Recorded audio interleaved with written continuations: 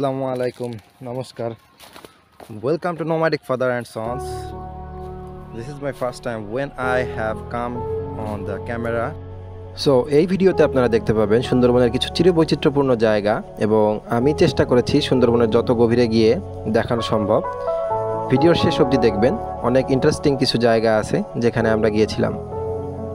গত বছর আমি করমজল গেছিলাম, বাট করমজল থেকে আসলে সুন্দরবনের ভেতরের যে দৃশ্য সেগুলো কিন্তু অতটা উপভোগ করা যায় না, কারণ যেখানে নর্মালি আপনার টুরিস্টরা যায় সেই স্পটগুলোতে আমরা এক্সপ্লোর করতে পারি, but this is totally wild survive. সামনে যে নদীটা দেখতে পাচ্ছেন এটাকে বলে ঢাংমারির নদী, এবং আমরা এখন যে রুট থেকে আসছি সেই রুটটা সম্পর্কে একটু ডেসক্রাইব করি। বাগেরহাটের খুলনা মোংলা হাইওয়ে ধরে আপনি মোংলা বন্দরের আগে লাউডব এবং বানিশান্তা যে ফেরিঘাটটা আছে ফেরিঘাট ক্রস করে দেন লাউডব ইউনিয়নের ভিতর থেকে মোটামুটি 5 থেকে 7 কিলোমিটার দূরে এই যে লোকেশনটা, এটাকে বলে ঢাংমারি ইউনিয়ন। এখানে আসলেই মোটামুটি নদীর এপার আপনি লোকের বসবাস পাবেন এবং নদীর ওই পারে হচ্ছে সুন্দরবন, এবং সামনে যে নদীটা দেখতে পাচ্ছেন নদীর ওই পারেই সুন্দরবন। একটু জুম করে দেখানো যাক।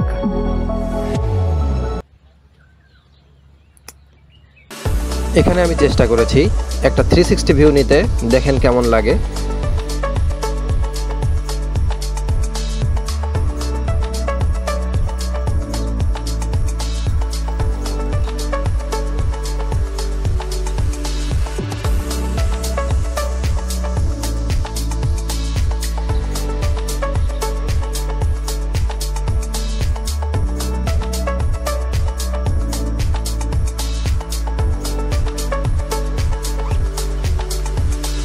এখন আপনারা দেখতে পাচ্ছেন একটা অতিথিশালা বা রিসোর্ট, যেটা সুন্দরবনের পাশেই অবস্থিত। চলুন দেখে আসি রিসোর্টের একটু চারপাশটা কেমন দেখতে।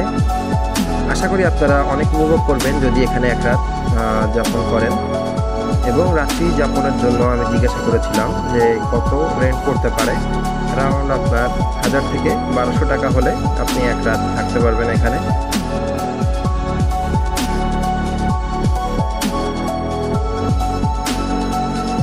এতক্ষণ আপনারা দেখলেন রিসোর্টের ভেতর এবং রিসোর্টের যে ব্যালকনি আছে সেখান থেকে আমি কিছু ফুটেজ নিয়েছি। সো এখন আমরা ডিসিশন নিয়েছি যে ঢাংমারি রেঞ্জের যে রিভার আপনারা এখন কারেন্টলি দেখতে পাচ্ছেন, আমরা রিভারের উদ্দেশ্যে রওনা দিচ্ছি বোটিংয়ের জন্য। এই রিভারটাই আপনার লোকালয়ের সঙ্গে সুন্দরবনের বর্ডার গার্ড হিসেবে কাজ করছে, এবং এখন আমরা অ্যারাউন্ড 30 থেকে 40 মিনিট আমরা বোটিংয়ের জন্য পে করেছি 500 টাকা। বোটের কন্ডিশন মোটামুটি 5 জন ওঠা যাবে, আর সাথে যে নৌকা বাইবে সে সহ মোট 6 জন ওঠা যাবে। সো যদি কোনো গ্রুপ আসেন সেক্ষেত্রে 2টা নৌকাও নিতে পারেন, যদি 10 জনের টিম হন, বা 5 জন হলে একটা নৌকাই যথেষ্ট। সো দেখা যাক এখন আসলেই সুন্দরবনের আশেপাশে নদীতে ভ্রমণ করা কেমন লাগে, এবং রোমাঞ্চকর কিছু দৃশ্য এবং সিনিক বিউটি আপনারা অবশ্যই উপভোগ করবেন। সো আর কথা না বলি,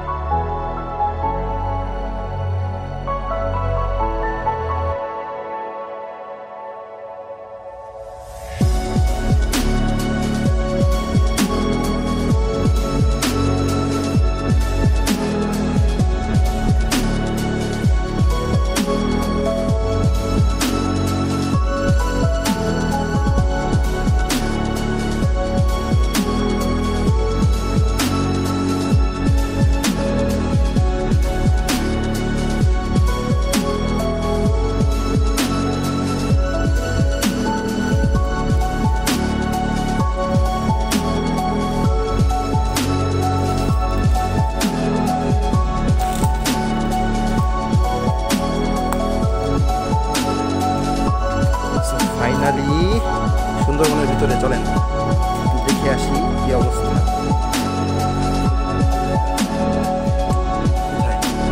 আচ্ছা আচ্ছা,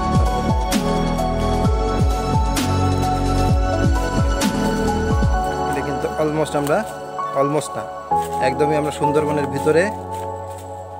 এই যে ঝোপঝাড় জঙ্গল, গাছপালা, এই যে বাইন গাছ, সামনে দেখেন এই যে হরগজার কাটা। এখন হচ্ছে নাই মানে ভাটি, যার কারণে অনেক কষ্ট করে এই পর্যন্ত আসলাম আপনাদেরকে দেখানোর জন্য, শুধুমাত্র দেখানোর জন্য এই পর্যন্ত আসলাম। বাইন গাছ, কেওটা গাছ। চলেন আমি একটু গাছের উপরে উঠে পড়ছি। দেখছেন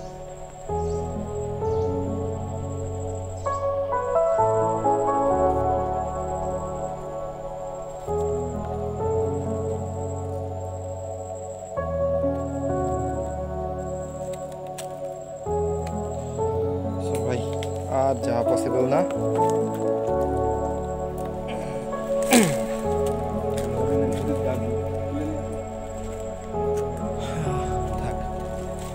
সামনের নদী, বাট ওটা আর যাবো না। তো এখন তো হচ্ছে জোয়ার নেই, জোয়ার হলে এখানেও জল, ইতিমধ্যে এটা নদী ক্যানেল।